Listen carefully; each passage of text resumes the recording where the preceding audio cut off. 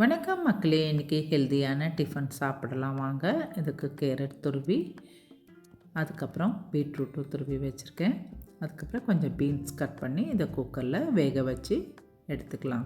இப்போ எல்லாம் வெந்தாச்சு. இதெல்லாம் எடுத்து தனியாக எடுத்து வச்சுக்கலாம். இப்போ பச்சை மிளகா, இஞ்சி கட் பண்ணி வச்சுருக்கேன். அப்புறம் கார்ன் அதையும் நான் வேக வச்சு எடுத்து வச்சுருக்கேன். அப்புறம் பச்சை வேர்க்கடலை அதை நைட்டே ஊற வச்சுட்டு நல்லா வேக வச்சு எடுத்து வச்சுருக்கேன். இதெல்லாம் அப்புறம் கொத்தமல்லி இலை அதையும் கட் பண்ணி வச்சுருக்கேன். இப்போ வெஜிடபிள் சூப் பண்ணலாம். 2 கைப்பிடி அந்த வேக வச்ச கார்ன் போட்டுட்டு, கொஞ்சம் பீன்ஸ் அதையும் போட்டுட்டு, அப்புறம் வேக வச்ச கேரட் அதையும் போட்டுட்டு, மீதியை மிக்சியில் கொஞ்சம் அரைச்சி அந்த இதில் ஆட் பண்ணிடலாம்.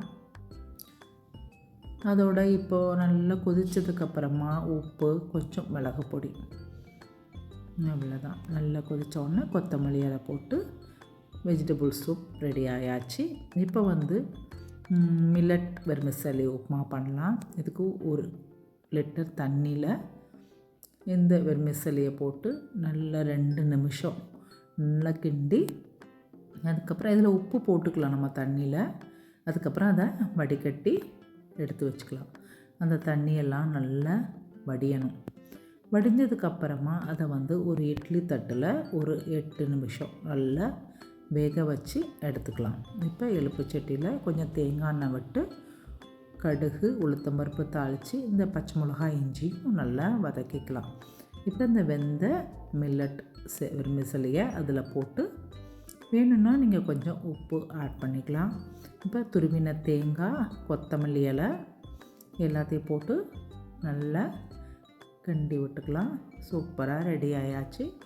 இப்போ நம்ம சாலட், பீட்ரூட் சாலட்ஸ் அதில் 2 ஸ்பூன் தேங்காய் துருவல் போட்டு வேக வச்ச வேர்க்கடலையும் அதில் மிக்ஸ் பண்ணி கொஞ்சம் உப்பு, மிளகு பொடி இதை ஆட் பண்ணிக்கலாம். கேரட் சாலட்லேயும் கொஞ்சம் உப்பு, மிளகு பொடி, தேங்காய் இதையும் ஆட் பண்ணிக்கலாம்.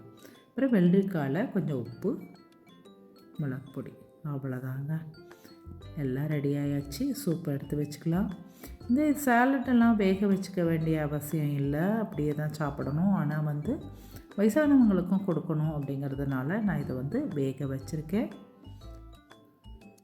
வெள்ளரிக்காய் எடுத்து வச்சுக்கலாம்.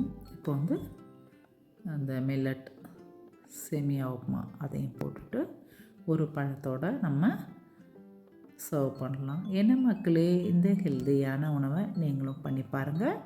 உங்கள் உடம்பை ஹெல்த்தியாக வச்சுக்கோங்க. தேங்க்யூ.